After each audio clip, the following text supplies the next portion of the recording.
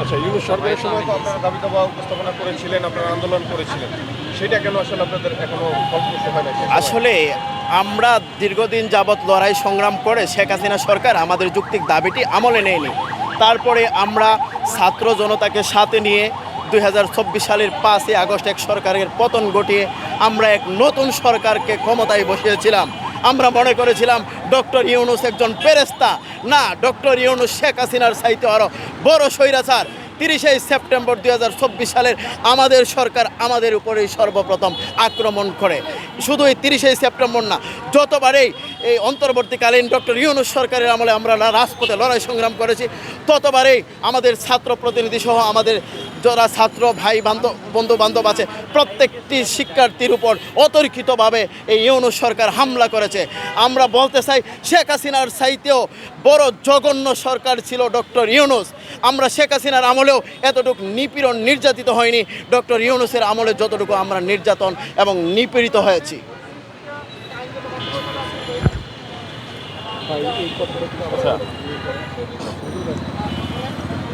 ইউনূস সরকার আপনাদের উপর কেন করলো এই ধরনের? আসলে আমরা আসলে 5ই আগস্ট 2024 সালে একটি সরকারকে হটিয়ে নতুন সরকার বসিয়েছিলাম। মনে করেছিলাম যে ডক্টর ইউনূস একজন পেরেস্তা মার্কা লোক, কিন্তু না, আসলে মূলত তার মধ্যে পেরেস্তার মতন ভাব থাকলেও উনি একজন ফ্যাসিস্ট। এই ফ্যাসিস্ট সরকারের সময় আমরা লড়াই সংগ্রাম করতে গিয়ে বারবার রাজপথে নির্যাতনের শিকার হয়েছি।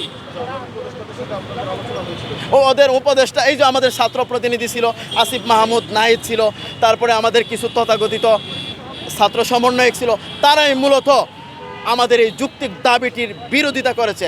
না হয় ডক্টর ইউনূসের আমলে একটি সংস্কার কমিটি গঠন হয়েছিল, সেই কমিটির সাথে আমরা বারবার কথা বলেছি। ডক্টর ইউনূসকে ডক্টর মুহিত স্যারকে সেখানে প্রদান করে যেই কমিটি গঠন করা হয়েছিল, সেই কমিটির সাথে আলোচনা করে আমাদের যত প্রকার তথ্য উপাত্ত আমরা সেখানে উপস্থাপন করেছি।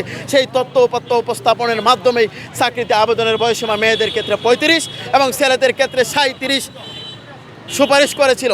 কিন্তু এই ইউনূস সরকারের এক কালো অদৃশ্য শক্তির আড়ালে আমাদের সেই যৌক্তিক দাবিটি থামিয়ে দিয়েছিল। হ্যাঁ, তারা আসলে আমাদের ছাত্র উপদেষ্টা ছিল, তারপরে সমন্বয়ক ছিল। এই সমন্বয়কগুলোর কারণেই তারপরে ডক্টর ইউনূসের হাত সেখানে ছিল, সমন্বয়ক ছিল সেখানে, সারজিৎ ছিল, তারপরে ছাত্র উপদেষ্টা আসিফ মাহমুদ যদি চাইতো আমাদের এই যৌক্তিক দাবিটি সমাধান করতাম তাহলে কোনো ব্যাপারই ছিল না। কিন্তু না, তারা সেই যৌক্তিক দাবিটি বাস্তবায়নের লক্ষ্যে কাজ না করে বরং বিরোধিতা করেছে। আমাদের ছাত্র প্রতিনিধিরা হাসনাত আবদুল্লাহ বলেন, যখন তারা এইগুলো ছাত্র সমন্বয়কের দায়িত্ব ছিল, তাদের কাছে যেতে শিডিউল নিতে নিতে আমাদের প্রতিনিধিরা ক্লান্ত হয়ে যেত। তারা বাংলা মোটরে গিয়ে আমাদের শিক্ষার্থীরা বারবার যেত, তারা সময়ই দিত না, পাত্তাই দিত না। 10টা মিনিট 20টা মিনিট আসিফেও সময় দিত না, নাহিদেও সময় তো দিতই না। তারপরে এখানে সারজিৎ ছিল, তারপরে হাসনাত আবদুল্লাহ এত বড় বড় লম্বা লম্বা ডায়লগ মারে, কিন্তু কোনোদিন আমাদের এই ছাত্রদের জন্য একটি কথাও বলেনি। যদি হাসনাতেও এই কথাগুলো বলতো আমাদের এই যৌক্তিক দাবিটি সমাধানের পথে যেত, বরং আমাদের বিরোধিতা করেছে। এখন আমরা বর্তমান সরকারেও অবগত আছেন, আমরা বিভিন্ন নির্যাতনের শিকার হয়েছি। এই সরকারের কাছে আমাদের আবেদন, এবং আমাদের শুধু আবেদন না, আমাদের জোর দাবি, আর এটা আমাদের অধিকার, চাকরিতে আবেদনের বয়সীমা স্থায়ীভাবে 35 এবং অস্থায়ীভাবে 37 করার। না, সেই মামলাগুলো এখনও, এগুলো অন্তর্বর্তীকালীন সরকার ক্ষমতায় যাওয়ার পরে সেই মামলাগুলো আমাদের নিষ্পত্তি করে দিয়েছে। আপনারা তো এর আগে সরকারের বিরুদ্ধে অবস্থান নিয়েছেন চাকরির দাবিতে, আর সেই সময়ের কোন সরকারের আমলে সবচেয়ে বেশি আপনারা নির্যাতনের শিকার?